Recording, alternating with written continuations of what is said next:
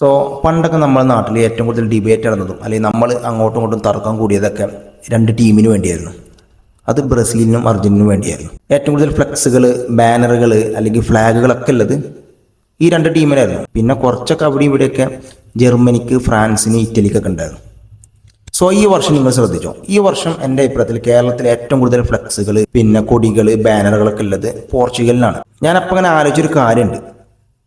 ഒരൊറ്റ world cup ഇല്ല പോർച്ചുഗലിന്, എന്നിട്ടും ഇത്രയും സപ്പോർട്ടിനെ കിട്ടണമെങ്കിൽ അതൊരൊറ്റ വ്യക്തികാരനാണ്, ക്രിസ്ത്യാനോ റൊണാൾഡോ.